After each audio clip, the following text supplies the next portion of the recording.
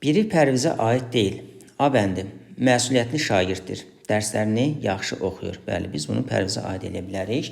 Deməli, mətnin birinci abzasında görürük ki, deməli, çünki mən bilirəm bu hadisə anam üçün gözlənilməz idi. O elə bilirdi ki, həmişə kimi olacaq. Müdir bəzi valideynlərə uşaqlarının dərslərinə baxmağını tapşıracaq. Mənim adımı isə təriflənənlər sırasında çəkəcək. Anam da fəxrlə elə durub gələcək evə. Amma deyir, tərsin olmuşdur. Yəni, sadəcə olaraq son dərs günündə hər hansı bir hadisə baş veribdir. Oraya qədər olan hissədə isə, deməli, Pərviz hər zaman dərslərinə hazırlıqlı gedib. Hətta sonuncu dərsdə də Pərviz dərsə hazırlıqlı getmişdi. Yəni, biz mətnə əsasən bunu müəyyən edə bilirik. Sadəcə olaraq, deməli, ortalıqda hər hansı bir problem olub. Buna görə də Pərviz, deməli, dərsini yazdığını müəllimə deməyib. Yəni, özünü yazmamış kimi göstərmişdir. B bəndi. Dostlarını satmamaq üçün yalan danışır. Bəli, deməli. Deyir ki, mən istədim açam hamısını anama deyəm. Çünki fikirdən anamın gözəl üzü qaranlıqlaşmışdı. Həmişə kimi ağ və işıqlı görünmürdü. Bu da mənim ürəyimi sıxırdı. Lakin birdən xəyalıma gəldi ki, anam sabah gedib müəlliməyə deyəcək, müəllimə müdirə çatdıracaq, axırda da bütün sinifin qabağında mən yoldaşı satan xain çıxacağım. Yox, mən istəmirəm xain olmaq, yoldaşlarımı satmaq istəmirəm. İndi ki, hamımız birlikdə günah eləməyə razı olmuşuq, gərək cəzasını da birlikdə çəkək. Anam nə qədər çalışdı, mən şeiri əzbərlədiyimi, hesab məsələlərini həll etdiyimi boynuma almadım. Deməli, prosesdə görürük ki, Pərviz dostlarını satmamaq üçün yalan danışır. C bəndi. Anasının pis olması ona təsir etmir, onun sözlərinə əhəmiyyət vermir. Oxuduğumuz hissədən də bu fikrin, deməli, yanlış olduğunu müəyyən eləyə bilərik. D bəndi. Atasının onu sorğu-suala çəkməməsi xoşuna gəlir. Bu fikir də doğrudur. Deməli, anam ancaq çörəkdən sonra əhvalatı atama nəql etdi. Atam xeyli müddət danışmadı, fikrə gedib mənə baxdı. Düzdür, atamın sükutu məni anamın uzun danlağından daha çox sıxsa da, onun az danışmağı, məni sorğu-suala çəkməməyi çox xoşuma gəlirdi. Onun mənim nəzərimdə çox ucaldırdı. Nəhayət, söz verir ki, bir də belə şey olmayacaq deyə ata ağır-ağır danışdı. Burada deməli, atasının bu cür davranması Pərvizin xoşuna gəlir. Gördüyümüz kimi, sualın düzgün cavabı C bəndi olacaq. Mətnə əsasən belə nəticəyə gəlmək olmaz. A bəndi. Bəzən kiminsə səhv hərəkətinə sükut etmək, səhv edən insanı danlamaqdan daha təsirli olur. Deməli, bəzən kiminsə səhv hərəkətinə sükut etmək, səhv edən insanı danlamaqdan daha təsirli olur. Yəni, mətnin biz hansı hissəsində bunu görə bilərik? Pərvizin atasının susması və ona bir şey deməməsi. Bu, Pərvizə daha çox təsir etmişdir. Bu nəticəyə gələ bilərik. B bəndi. Pərvizin anası məsuliyyətli qadındır. Onun hərəkətlərini təqib edir. Bəli, ikinci abzasda deyir ki, Pərviz, axı o gün sən dərsini elədin, mən həmişə sənə fikir verirəm. Nə elədin? Hamısını görürəm. Soruşmuram deyə elə bilmə ki, gözüm bağlıdır. Baxmıram, baxıram, hamısını görürəm. Sən o gün dərsini eləmisən, bu nə işdir? Yəni, bu abzasında görürük ki, deməli, Pərvizin anası onun hərəkətlərini izləyir. C bəndi. Pərviz dərsə hazırlıqlı getsə də bunu müəllimindən gizlətmişdir. Bəli, bu da doğrudur. Biz anasının dediyi sözlərdən də bunu müəyyən edə bilərik. Hətta deyir ki, mən istədim açam hamısını anama deyəm. Yəni, artıq bu da bizə deməyə əsas verir ki, deməli, Pərviz dərsə hazırlıqlı getmişdi. D bəndi. Pərvizin hərəkəti ananın ondan küsməsinə və onu ciddi şəkildə cəzalandırmasına səbəb olur. Deməli, belə bir şey yoxdur. Sadəcə olaraq Pərvizin anası vəziyyəti ona izah etdi və vəziyyəti axşam atası gəldikdə ona danışdı və gördüyümüz kimi Pərviz də deməli atasına söz verdi ki, bir daha belə hadisə olmayacaq. Deməli, sualımızın düzgün cavabı D bəndidir. Mətnin birinci abzası ilə ikinci abzasını əlaqələndirən ən uyğun cümləni müəyyən edin. Deməli, mətnin birinci abzası görək nə ilə bitib? Deyir ki, müdir də, müəllimə də təəccüb edirdilər ki, niyə sinifdə belə bir hadisə baş verib? İkinci abzas isə, Pərviz, axı o gün sən dərsini elədin, mən həmişə sənə fikir verirəm. Nə elədin? Hamısını görürəm. İndi görək, bu birinci və ikinci abzası, mən birinci abzasın deməli, son cümləsini və ikinci abzasın ilk cümləsini oxudum və görə bunları hansı cümlə ilə bağlaya bilərik. A bəndi. Anam məktəbdən gələn kimi bütün bunları mənə danışıb dedi. Deməli, müdir də, müəllimə də təəccüb edirdilər ki, niyə sinifdə belə hadisə baş verib? Anam məktəbdən gələn kimi bütün bunları mənə danışıb dedi. Pərviz, axı o gün sən dərsini elədin. Deməli, gördüyümüz kimi bu cümlə əlaqələndirə bilər. Bir bəndinə baxaq. Müəllim heç gözləmirdi ki, mən belə şey eləyə bilərəm. İkinci abzas gördüyümüz kimi müraciətlə başlayır. Yəni, biz birinci abzasın sonuna bu cümləni yazsaq, təbii ki, əlaqələndirə bilmərik. C bəndi, mən çox peşman olmuşdum. Sonra təzədən yenə, Pərviz, axı o gün sən dərsini elədin. Yəni, artıq burada ananın diyaloqu başlayır. Təbii ki, bu cümlədə əlaqələndirə bilməz. D bəndi, anamın məni danlaması mənə pis təsir etmişdi. Ümumiyyətcə, birinci abzasa və ikinci abzasa nəzər yetirdiğimiz zaman gördük ki, deməli, ananın Pərvizi danlamasından söhbət getmir. Ona görə də sualımızın düzgün cavabı A bəndi olacaq. Mətnə ad verin. A bəndi, qəddar ata. Mətndə hər hansı qəddar atadan danışılmadı. B bəndi, parkda bir gün ola bilməz. C bəndi, gözəl bir yaz səhəri. Təbii ki, mətnin adı ola bilməz. D bəndi, gözlənilməz vəziyyət. Bəli, nə idi gözlənilməz vəziyyət? Hər zaman dərsə hazırlıqlı gedən, nizam-intizamı ilə deməli, diqqəti cəlb edən şagirdlərin, valideynlərinin deməli, müəllim və müdir tərəfindən şikayət eşitməsi. Yəni, deyir ki, müdir də, müəllimlər də təəccüb edirdilər ki, niyə sinifdə belə bir hadisə baş verib? Eyni zamanda, deməli, əvvəlki hissəyə də baxaq. Deyir ki, o elə bilirdi ki, həmişəki kimi olacaq. Müdir bəzi valideynlərə uşaqlarının dərslərinə baxmağını tapşıracaq, mənim adımı isə təriflənənlərin sırasında çəkəcək. Anam da fəxrlə durub gələcək evə. Amma hər şeydir tərsin olmuşdu. Həmişə yaxşı oxuyan uşaqlar barəsində bugün daha çox danışmışdılar. Göründüyü kimi bu da gözlənilməz vəziyyət idi təbii ki. Göründüyü kimi sualımızın düzgün cavabı D bəndi olacaq. Cümlələrdən birində tünd hərflərlə verilmiş ifadənin heç bir qarşılığı işlənməmişdir. Deməli, bizə tünd hərflərlə verilmiş ifadə acığı tutmaq ifadəsidir. Biz bu ifadənin qarşılığının işlənmədiyi cümləni tapmalıyıq. A bəndi, Dadaş Lələşovu görüb hirsləndi. Tez dönüb Ağbulaq kəndindən çıxdı. Deməli, acığı tutmaq, hirslənmək olar. B bəndi, Elsəvərə bir söz deyən kimi cin atına minir, hamıya qışqırmağa başlayırdı. Deməli, acığı tutmaq, cin atına minmək, hər ikisi hirslənmək deməkdir. C bəndi, yeni müəllimin səmimi davranışı hamının xoşuna gəldi. Deməli, burada xoşuna gəlmək ifadəsi var. Bu, acığı tutmaqla əks mənadır. Təbii ki, qarşılıq ola bilməz.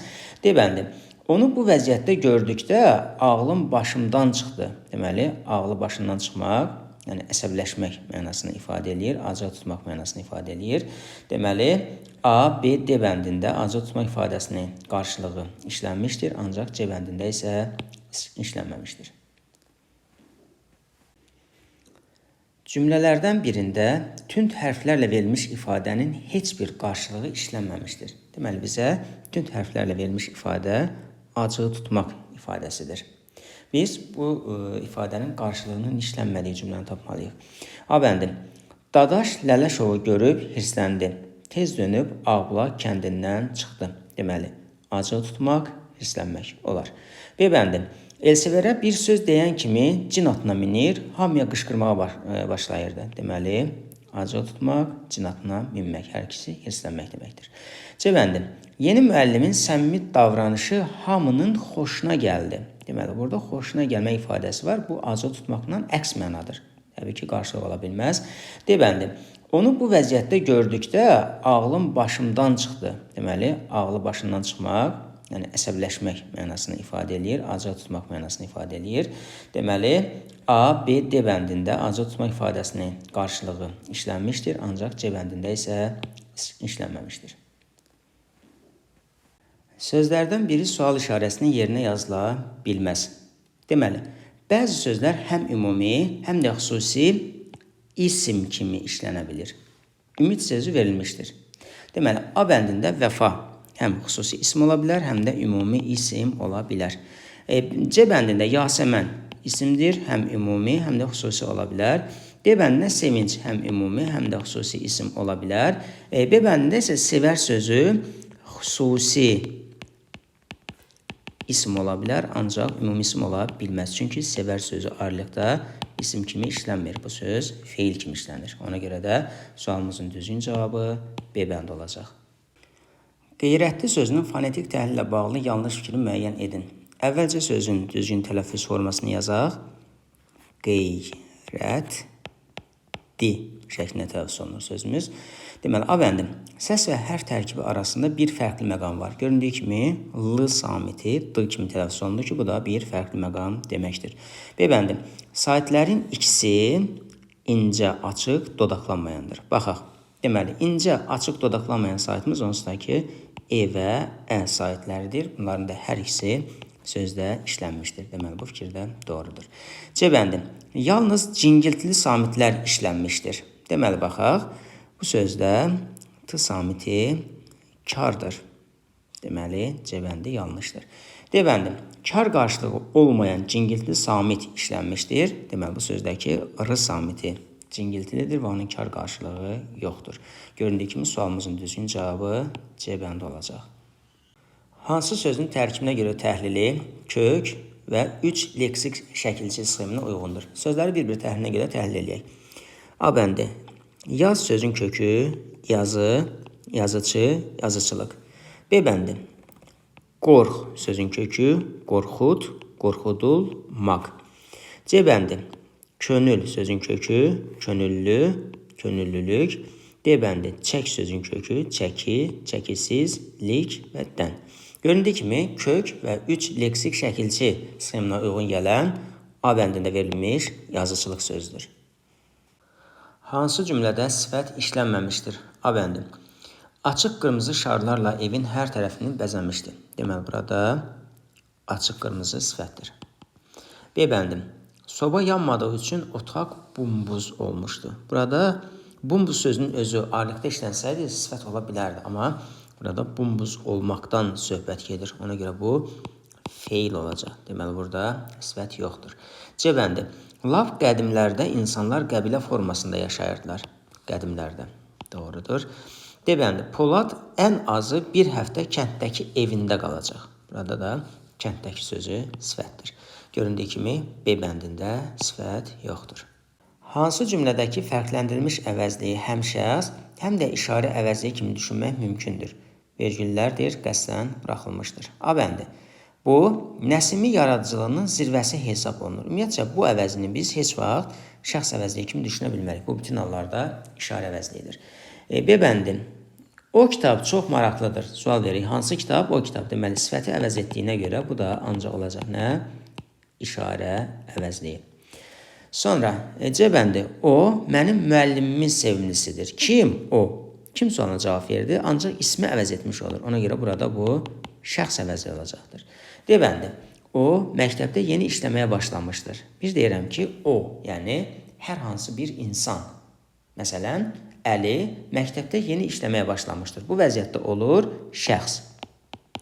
Bir də deyirəm ki, Əli o məktəbdə yeni işləməyə başlamışdır. Hansı məktəbdə? O məktəb. Yəni məktəbə işarə edirəm. Bu vaxt isə artıq o əvəzliyi sifəti əvəz etmiş olur ki, bu vəziyyətdə də işarə əvəzliyi olur. Deməli, sualımızın düzgün cavabı D bəndi olacaq. Hansı nümunədə numerativ söz kəmiyyət fərqi yaratmışdır? Deməli, A bəndində baş, B bəndində göz, C bəndində cüt, D bəndində ədəd sözü numerativ sözdür. Deməli, numerativ sözün kəmiyyət fərqi yaratması odur ki, numerativ sözü nümunədən götürdüyümüz zaman əgər sayda hər hansı bir dəyişiklik baş verirsə, deməli, orada numerativ söz kəmiyyət, yəni say fərqi yaratmış olur. A bəndi 5 baş qoyun, 5 qoyun. Göründüyü kimi heç bir dəyişiklik olmadı. Deməli, burada say fərqi yoxdur. B bəndi 4 göz otaq, 4 otaq. Hər hansı bir dəyişiklik olmadı. D bəndi 1 ədəd gül, 1 gül. Hər hansı bir dəyişiklik yoxdur. 2 cüt əlcək dediyimiz zaman burada əlcəklər 4 ədəd olmuş olur. Amma 2 əlcək dediyimiz zaman artıq burada say 2-yə düşmüş olur. Deməli, buradakı cüt sözü, yəni numerativ söz olaraq say fərqi yaratmış olur. Sözlərdən biri çox mənalı olsa da, amonim kimi işlənə bilmir. A bəndində kök sözü həm amonim, həm də çox mənalı sözdür. B bəndində dolu sözü həm amonim, həm də çox mənalı sözdür. Deməli, D bəndində tala söz verilmişdir. Tala sözü amonim sözdür. C bəndində lövhə sözü verilmişdir. Lövhə sözü isə yalnız çox mənalı sözdür. Yəni, bir deyirik ki, deməli, məktəbdə, siniflərdə istifadə etdiyimiz lövhə, bu həqiqi mənadır. Bir də deyirik təbiət lövhəsi. Bu, bunun çox mənalılığıdır. Təbii ki, bunun amoniliyi yoxdur. Kök sözünün çox mənalıqla yanaşı amoniliyi var. Məsələn, insanın kökü, ağacın kökü. Yəni, burada çox mənalıqdan söhbət gedir. Deməli, tərəvəz köklə, deməli, kök insan və yaxud da ağacın kökü bu amonilikdir. Dolu sözü, yağan dolu ilə dolu qab birləşməsindəki dolu amonimdir. Deməli, dolu qabla dolu ürək, deməli, çox mənalıqdır. Göründüyü kimi sualımızın düzgün cavabı C bəndi olacaq. Hansı cümlədə fərqləndirilmiş şəkilçi sözün formasını dəyişmişdir? Deməli, sözün formasını dəyişən şəkilçilər qrammatik şəkilçilərdir. Mənanı dəyişən şəkilçilər isə leksik şəkilçilərdir. A bəndi. Kəndlidən bura nə üçün gəldiyini soruşdu. Kənd sözün kökü, kəndli isim, dən isə nədir? Çıxışlıq, hal şəkilçisidir. Hal şəkilçilər isə qrammatik şəkilçi olduğuna görə deməli, bu şəkilçi sözün formasını dəyişmişdir. B bəndi. Dördkünc ağ qənddanlar bahalı konfet və şirini ilə doldurulmuşdur. Deməli, burada qənd ismindən qənddan ismi əmələ gəldi. Yəni, leksik şəkilçi işlənmişdir, sözün mənası dəyişdi. C bəndi. Cavid çoxdan arzuladığı həyata artıq qovuşmuşdur. Çox sayından çoxdan zərfi düzəlmişdir. Deməli, bu da leksik şəkilçidir. D bəndi. Çaydan ocağın üstündə yavaş-yavaş qaynayırdı. Burada da çay ismindən çaydan ismi düzəlmişdir. Bu da leksik şəkilçidir, sözün mənasını dəyişdi. Gördüyümüz kimi sualımızın düzgün cavabı A bəndidir. Zaman zərfi işlənmiş cümləni müəyyən edin. A bəndi. Külək yavaş əsdikcə yarpaqlar sanki pıçıldaşırdı. Deməli, buradakı zərf yavaşça sözüdür. Bu tərz hərəkət zərfidir. B bəndi. Dünəndən başlayan güclü yağış bugün kəsdi. Nə vaxt? Dünəndən. Nə vaxt? Bugün. Burada deməli zaman zərfi işlənmişdir. C bəndi. Elşad ehtiyatla müəllimə yaxınlaşdı. Elşad müəllimə necə yaxınlaşdı? Ehtiyatla. Bu da tərzi hərəkət zərfidir. A bəndində olduğu kimi. D bəndi. Zeynal könülsüz addımlar ilə evin pilləkənləri ilə yuxarı çıxırdı. Haraya? Yuxarı. Bu da yer zərfidir. Gördüyümüz kimi sualımızın düzgün cavabı B bəndidir. Uçurum feili ilə bağlı yanlış fikri müəyyən edin. Deməli, mən uçurum. Uç sözün köküdür. Ur leksik şəkilçidir. Feildən feil düzəldibdir. isə əmr şəklində, deməli, şəxs sonluğudur. A bəndi quruluşca düzəltmədir. Gördüyümüz kimi leksik şəkilçi işlənmişdir. B bəndi əmr şəklindədir. Bəli. C bəndi tərkibində həm leksik, həm də qrammatik şəkilçi işlənmişdir. Bəli.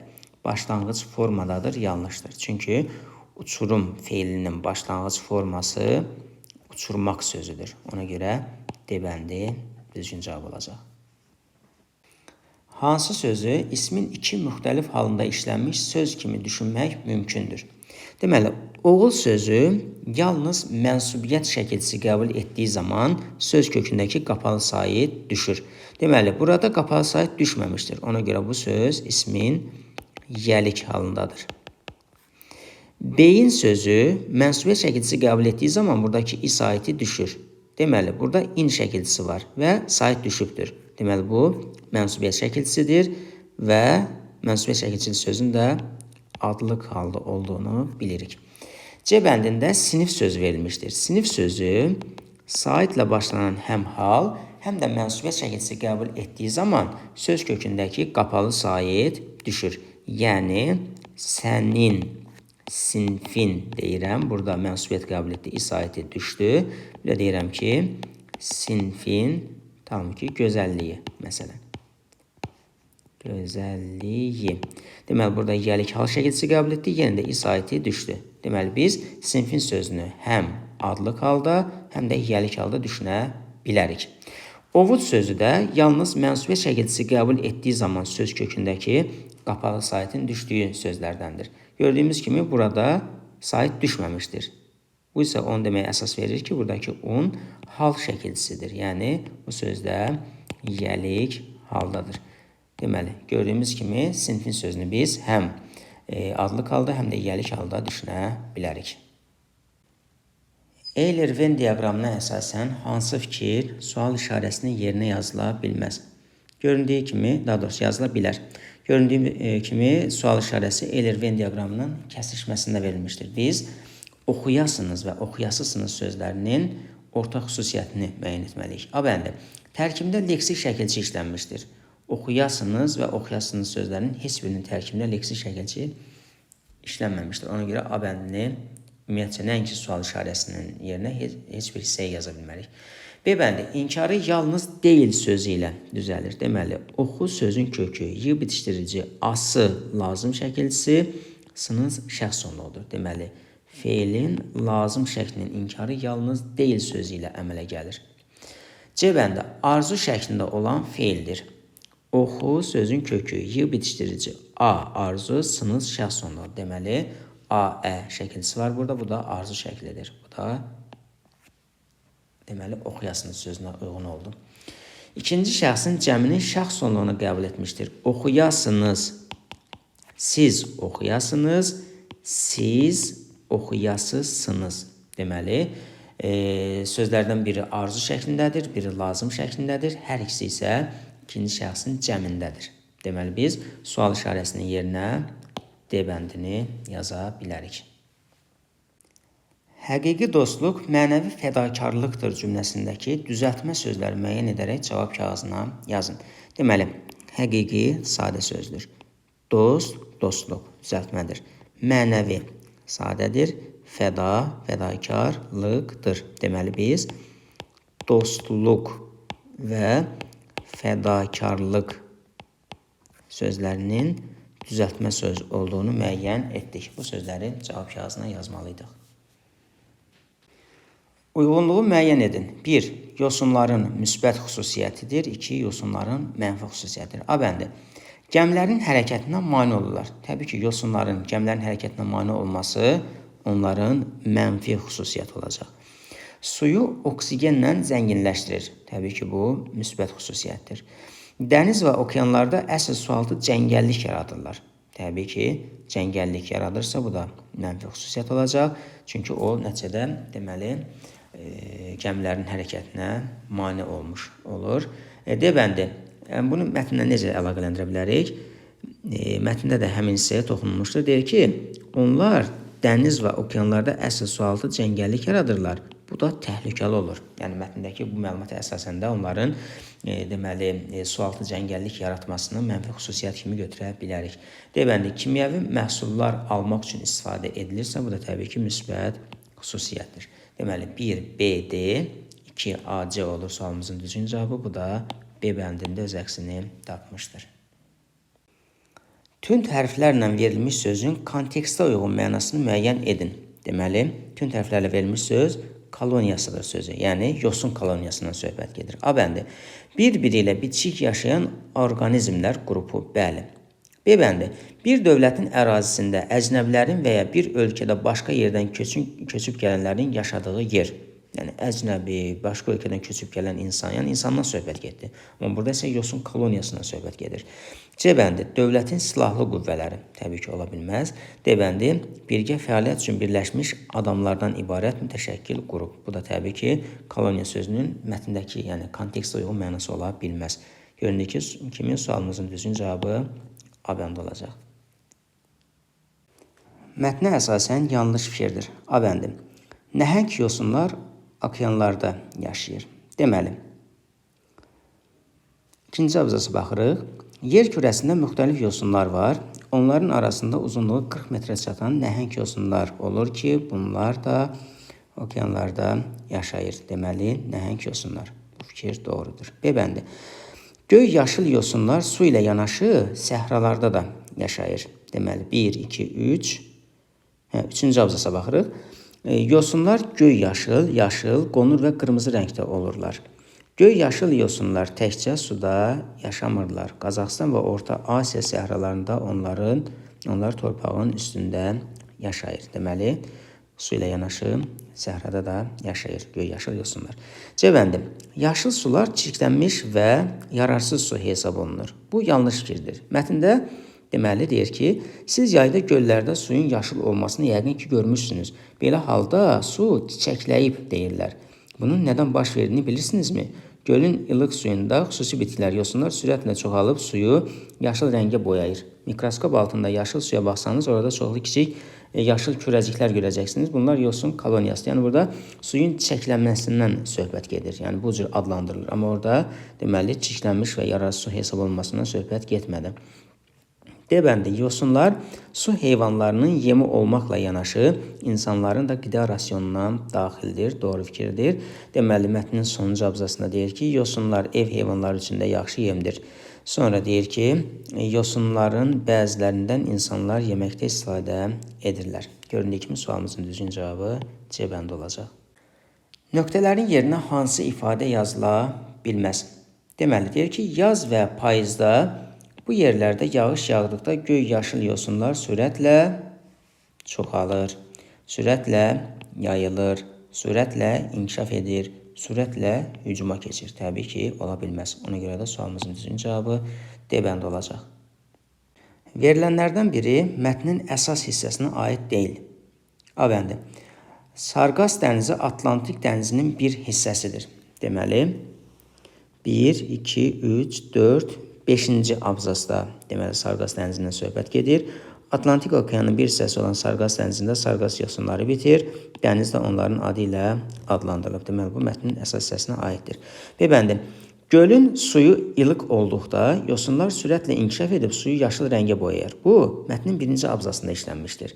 Deməli deyir ki, gölün ilıq suyunda xüsusi bitkilər, yosunlar sürətlə çoxalıb suyu yaşıl rəngə boyayır. Mikroskop altında yaşıl suya baxsanız orada çoxlu kiçik yaşıl kürəciklər görürsünüz. Deməli bunlar yosun koloniyasıdır. Burada nə dedi? Gölün suyu ilıq olduqda yosunlar sürətlə inkişaf edib suyu yaşıl rəngə boyayır. Burada da gölün ilıq suyunda xüsusi bitkilər, yosunlar sürətlə çoxalıb suyu yaşıl rəngə boyayır. Deməli bu mətnin giriş hissəsində öz əksini tapmışdır. C bəndi. Bəzi yosunlar qayalara, balıq qulaqlara yapışıb yaşayır. Deməli, yenə mətnin 1, 2, 3, 4, 5-ci abzasında verilmişdir ki, qırmızı yosunlar da dəniz və okeanlarda yaşayır, lakin üzə bilmir qayalara, balıq qulaqlara və başqa yosunlara yapışırlar. Deməli, burada qayalara və balıq qulaqlara yapışmaqdan söhbət getdi. Bu da əsas hissəyə aiddir. Deməli, dəniz və okeanlarda cəngəllik yaradan yosunlar qonur yosunlardır. Deməli, 4-cü abzasa nəzər yetiririk. Burada deyir ki, yaşıl yosunlar da torpağın üstündə yaşaya bilər, lakin onlar ən çox suda olur. Onların da arasında bir hüceyrəli xırda yosunlar olur ki, bunlar suyun üzərində sərbəst üzür. İri yosunlar isə suyun dibinə yapışır. Bütün qonur yosunlar iri bitkilərdir. Onlar dəniz və okeanlarda əsas sualtı cəngəllik yaradırlar. Deməli, bu da mətnin əsas hissəsinə aiddir. Gördüyümüz kimi sualın düzgün cavabı B bəndi olacaq. Kursivlə verilmiş cümlədən böyük, iri sözlərinin qarşılığını müəyyən edib cavab kağızına yazın. Deməli, kursivlə verilən cümləmiz onların arasında uzunluğu 40 metrə çatan nəhəng yosunlar olur ki, bunlar da okeanlarda yaşayır. Deməli, burada böyük, iri sözlərinin qarşılığı nəhəng sözdür. Biz bu sözü cavab kağızına yazmalıyıq.